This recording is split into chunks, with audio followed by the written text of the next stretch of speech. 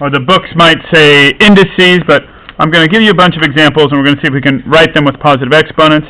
Now, as it is defined, what a negative exponent is it takes the base and it puts it into the denominator with that positive exponent. And that right there is our first general formula. And we'll need to remember our power rules. So if I've got x to the power of 5 times x to the power of negative 7, my normal power rules tell me to add the exponents, and I get x to the negative 2. And to make that a positive exponent, I put it in the denominator and raise it to the positive power. Okay? Simple. And I know I might be going kind of fast here, but the more examples I do, I mean, with these we can get an infinite number of problems. Okay? Division of powers.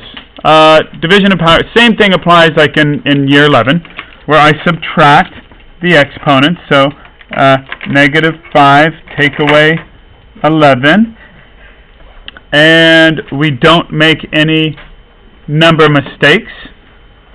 This gives me x to the negative 16, and if I want to write that to a positive power, it's simply 1 over x to the 16th.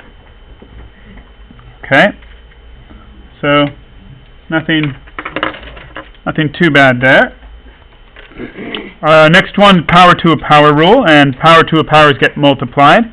So negative 2 times negative 4 is positive 8, and 3 times negative 4 is negative 12. And if I want to write it with positive exponents, I just kick that guy into the denominator, and there. Okay. Okay, so I can do a lot of different examples there. And now I'll do a couple of fractional exponents. And we'll say, write in radical, I say radical, or surd form. Okay. And we have a couple of general rules here. First of all, if I take a base and raise it to a unit fraction is 1 over something, 1/5, 1/3, 1/2, whatever, it's going to be that root of that number. So the general formula for that is going to be the can't even say that, xth root of a.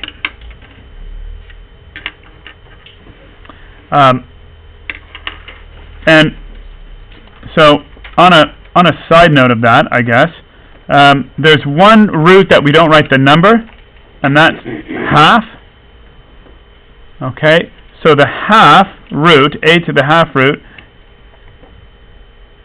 is the square root, and when we do the square root, we don't write that 2. So that 2 is just kind of invisible. So we're going to need to know that that's the only root that doesn't have a number applied to it. Of course, if you put it in there, you're not wrong. Let's say I've got another general rule. If I take it and it's not a unit fraction, I say 2/3 or 5/7 or whatever. Okay, we've got two numbers there. There's a couple of ways to write this. One way to look at it, okay, a fractional exponent is, now this is, a student explained this to me, this guy, just like the x there, that's still going to be that root. So the bottom part of the fraction is going to be that root of this base. Okay, a is still going to go inside the radical sign, and the x fraction is going to be, not x fraction, the numerator is still like a positive exponent where you're raising it to that power. So you can raise it to that power inside there, or you can raise it to the power outside. It doesn't matter. Now, you know, what you do here, I guess it might depend on the problem, but there's several ways of remembering. I had one student who did it this way, who put the numerator inside the radical, and they said the top dog goes in the dog house. If you want to think of this thing as a dog house, and that's the top dog in the dog house, great. So if I have some examples like, so write in radical or surd form, 3x to the 2/5, or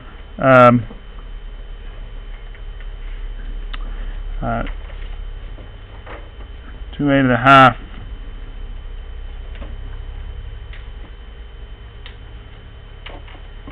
Okay, and I've got three things here. Remember, like I said the other day, we've got the exponent, we've got the base, and we've got a coefficient. And that power doesn't affect that 3 in any way at all. So we say, okay, 3 radical x, it's being raised to the 5th root, and with the squaring, I'll just put the square inside there, and I'll count that done. Okay, I can't do anything else. This is radical form. I'm done. Can't simplify it. 2a squared. 2 isn't getting affected by the exponent, and I know that half just means square root. Square root, done. Okay, and if I have problems with no coefficients, then it's just strictly, you know, this is going to be b to the power of 5 taken to the 8th root, and this is going to be 7th root of a to the 3rd power. Okay, I'm going to throw a number 1 in here. This isn't algebra at all here, but just to get an idea of, I mean, if we said 4 to the power of 5, 4 to the power of 5/2, what does that equal? We have no idea. Okay, so what I'm going to do is I'm going to do like a little trick here, and I'm going to write 4. Well, there's several tricks you can do, but I'm going to write 4 as 2 squared, and it still has that same exponent. And this comes in handy later on when we change the base of this number, and that's going to help us with log equations as well. So here, oh, okay, I know that when I multiply, when I'm taking a power to a power, I multiply, and 2 times 5/2 gives me 5. And 2 to the power of 5 gives me 32? Does it give me 32? So, yeah, you know, this changes our way of thinking of fractional exponents. Big time. When we change this to a base that we understand, 2, multiply the powers, and we go, oh, okay, so 4 to the power of 5/2 is the same as 2 to the power of 5. I know what that means. That's 32. That sounds like fun. So the examples I'm going to give us here are if we've got a fraction as a base with a negative exponent. Okay, and a fraction as a base with a negative exponent. Now, we're going to write a general rule for that, but before we do, okay, here's the long way of doing this, and I don't really want you to write this down. What this means, a over b to the power of negative n, this means that it's 1 over a over b to the power of n. Okay, that's what that's going to equal. And if you go back to year 9, this means 1 divided by a over b to the power of n. Correct? Correct. Now, go back to year 9 again, and I might have touched on this the other day. What does division of fractions mean? Split them. Multiply by the reciprocal. What's the reciprocal of a over b? B over a. It's still to the power of n. That doesn't flip around at all. So what this actually equals is the reciprocal to the positive power. The reciprocal to the positive power. So when you see a fraction to a negative power, you're not going to work all this malarkey out. You know, put the negative next to the n. No. No, I do not. No.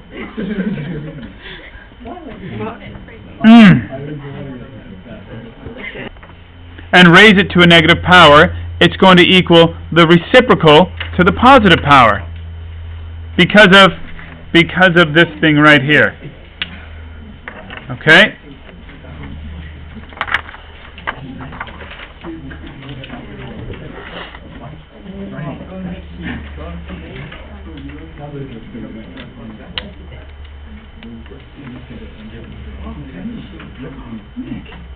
All right? Not conversely, but also like I told you the other day, if I've got a negative exponent on the bottom of a fraction, okay, so, and I want to work this out the long way, you're not going to work it out this way. This is 1 over a to the negative n means 1 over a to the n, and this means 1 divided by 1 over a to the n, and divided by a fraction means multiply by the reciprocal. Oh my gosh, this is so crazy, this is annoying. It just equals a to the n. So we can remember that if I have a negative exponent on the bottom, it flips to the top, okay, to the positive exponent.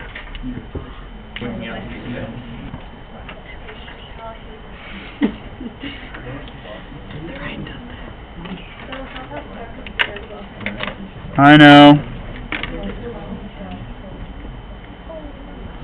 Okay. Wait a second. So you're saying that if I've got an expression like this, it's just going to equal the reciprocal to the positive power. Yes, it is. It is just going to equal 4 over 3x to the power of 3, which is the reciprocal to that positive power. That will save you lots of time. Lots of time. And remember, powers are repeated multiplication. So this means 4 squared over 3x 3 squared. It means both of these squared. Everything's squared. 4 squared is 16. That's a number problem. 3 squared is 9. Power to a power gets multiplied. I'm done. I can't do anything else. Now, for most people, that would be a very hard problem. And harder.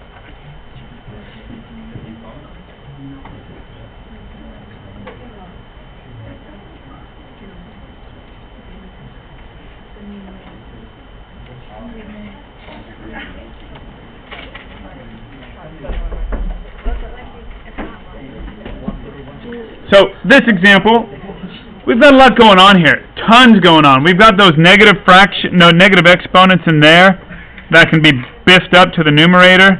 But the first thing I would do is anytime you've got a negative power and a fraction as the base, just right away write the reciprocal to the positive power. Just do that, and then everything else will be a lot easier. There. Okay. Finally, to finish this guy up, which is a pretty scary looking problem, I've got options. I can simplify it inside the brackets first, and then raise it to the third power. Okay. I think I might want to do that because there's just too much going on here.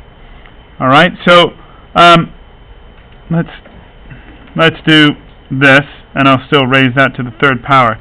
Now, it's still going to have the 2/3 isn't going to simplify. That's not going to do anything. And what I'm going to do is I'm just going to subtract the powers and see if they end up on the top or bottom. Okay, so negative this right here. Okay, that -2 is going to go down to the bottom, making that a to the 6. Because there's 2 more down on there, making that a to the 6. And that negative 2 on the bottom, like I said up here, is going to go to the top. So 2 more on the top is going to give me b to the 7th. Okay, I didn't need to make that line that much longer. So that is all positive exponents. I've cleaned it up. Those negative ones go to the top. Those negative ones go to the bottom. And here, I take everything and raise it to the 3rd power. I'm going to say 2b7 raised to the 3rd over 3a6 raised to the 3rd. And you may be able to skip a step in here, you know, and that's fine. 2/3 is 8, and a power to a power is multiplied. 3 cubed is 27, and a power to a power is multiplied.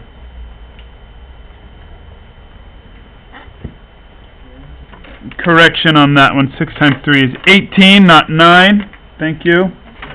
Okay, well, we need to try some more examples with these, but we'll do that next period.